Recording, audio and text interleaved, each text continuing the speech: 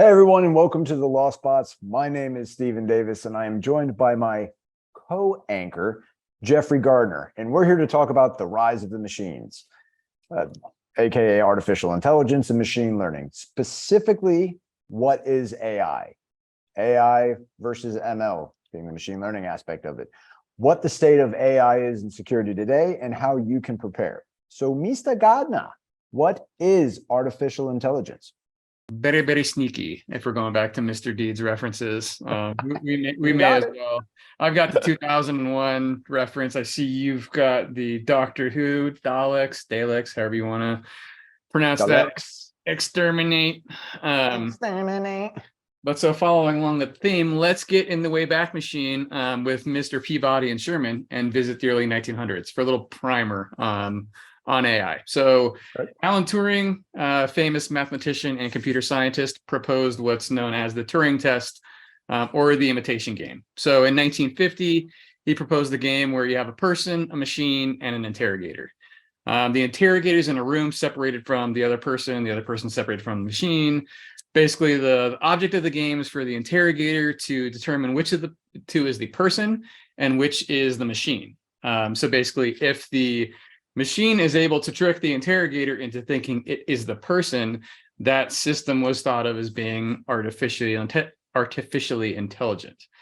So if you fast forward to today, when people refer to AI, it's basically like a broad field of technology which mimics the cognitive functions of human beings. So that's an important distinction. So the ability to see, understand, respond to language, analyze data, make recommendations, and more. So that's the big distinction of AI. Oh, okay. Because I do know there's, even in today, there's a lot of confusion between the two. So how does that differ? How does AI differ from machine learning? So that's the fun part, and that's where a lot of vendors that you hear say, we use AI, we do this. They're relying on a little bit of legalese. So machine learning is a subset of AI, that enables a system to learn and improve from experience. So basically, AI is like the big, broad concept of enabling a system to see and cognitively function like a human being, where machine learning is an application of artificial intelligence that allows machines to extract knowledge from data and learn from it. So machine learning, great at doing like specific tasks and providing accurate results, provided the data that the system is trained on is accurate, which is a whole other problem with machine learning. AI is meant to mimic decision-making and perform complicated tasks. So that's why it's like, if anybody's ever heard me rant about AI or machine learning, and I'm like, we don't have AI yet, it's because practically, apart from like the chat GPTs, which I think it was 3.5 did pass the Turing test. So we have gotten to the point where, because it's able to fool the interrogator into thinking it's an actual person. So we do have forms of AI, but the majority of what we're using in our day-to-day lives just one person's mind, doesn't really qualify as the true definition of like Skynet level AI. It's just basically machine learning or some kind of variant of it on steroids. Gotcha. So it's, to break it down Barney style, machine learning is just the ability to. Sorry. I lost my train of thought. Oh yeah, the machine learning. The machine learning is just something that an AI would do. It doesn't mean it's AI at all. Yeah, they work together. They can work together to do things. Like you can have, so for example, you can have a person ask AI a question that'll go to like a processing engine, which like if it's asking like, hey, what's this IP? And then it's going to go to, utilize machine learning to go and get all the connections and do all that, while the language processing aspect of being able to like determine what that sentence is actually doing, that's more along the traditional AI route. So they can and do often work together, but they fall into this umbrella, which allow vendors to be like, we use AI. And it's like, yes, technically you do, but it's really machine learning. You do, but you don't. But you kind of don't. Jello pudding. Oh God Almighty! Bah. All right, man. So how is AI being used in security today, if at all? So, I mean, going under the legalese style of AI, you see it a lot in endpoint detection response products where they say we utilize, machine learning.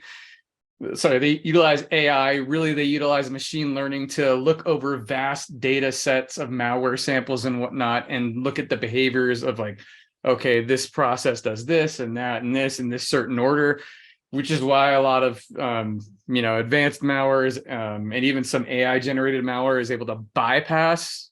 It's like the battle. That's why it's like the battle of the machines, because it knows that it's looking for these specific patterns. So if it does something different that's never been seen before and it's not in that data set, it's not really going to be recognized by that AI. Also on the network detection and response front, it's being used in things like anomalous data transfer. Go Rapid7. Got to put a plug in there somehow, Exactly. which again is machine learning. It's looking at the data set of how computers, transfer data, receive data, and then is therefore able to recognize and make inferences on when something doesn't fit that pattern. Vendors are trying, I'm sure everybody's seen the recent announcement that, they're trying to integrate more chat GPT like functionality, which into their products, which is, good. But the problem with it is it depends on what's being trained on. And it's just not very accurate currently, which is one of the big problems in using it in business operations.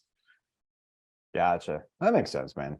And I got one final question for you. How can any organization prepare for quote unquote the rise of the machines in this current landscape with AI and ML and all that stuff? So it is good. I mean, I would definitely say it is useful, but it's not to be it's not to be relied upon solely. So it is rife with errors. Anybody who's tried to get AI to generate source code, it'll give you a good starting place, but it ain't ready for production. Like, it still requires some human input. Like, it requires a lot of fact checking.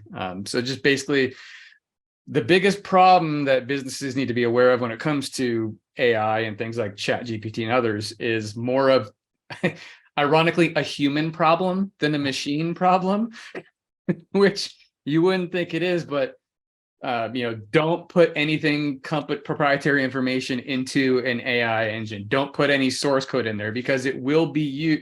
They share data sets. There was a pretty cool experiment where I think it was ChatGPT and Bard. So someone asked ChatGPT, what are the 4 C's of cybersecurity? And ChatGPT got 1. They then went to Bard and said, what are the 4 C's of cybersecurity? Bard got all 4. They then went back to ChatGPT and went, what are the 4 C's of cybersecurity? And ChatGPT answered it correctly. So there's a little bit of like, we don't know what's going on behind the scenes of these engines. Is there data sharing? Are they using their proprietary data sets? So just don't put anything you don't want the public to see into an AI engine. And apart from that, just make sure you're training and engaging your workforce, because you're not going to stop it. Because again, you can block it. You could tell them not to use it on your company systems, but they have phones, they have personal laptops. If they really want to use it, they're going to. Be more of the consultative approach and just let them know the proper ways to do it. Like, if they want to use it to generate source code, that's a whole separate issue, but just don't put any of the company source code in there. Don't use that source code in the product unless it's been checked and vetted to make sure it actually runs correctly. There's a whole bunch of steps, but you can use it. I mean, I've used it just to, proofread some of my things and make sure tone is correctly. Some papers that I've written, not to generate the paper, but just as like a second set of eyes. Uh-huh. That's how you got those good grades, buddy. Like this episode, that's why it's garbage. No. I mean, that's good stuff. So, I mean, circling back to that, I mean, it literally falls on common sense. Just don't feed things you don't want public or don't know where they might end up into that type of environment.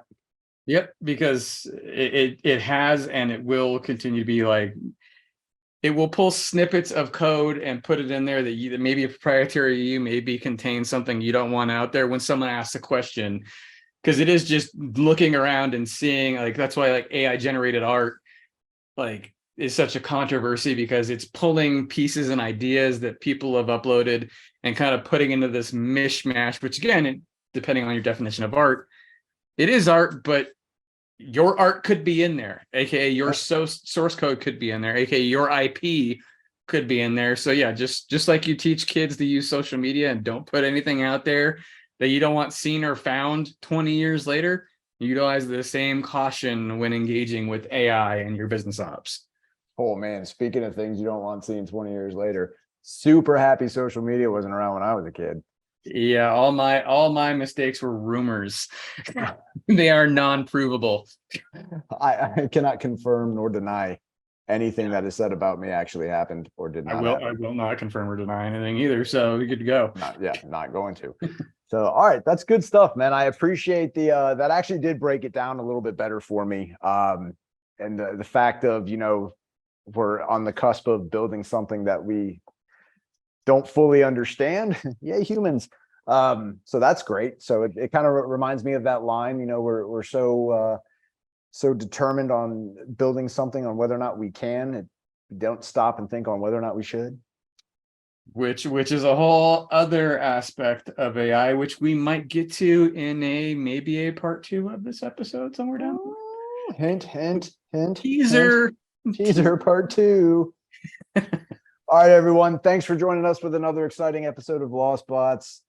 Jeff, as always, man, you're my boy. You're my boy, Blue. Great to have you here, everyone. Thank you very much, and stay tuned for the next episode. Cheers. Take care, everybody.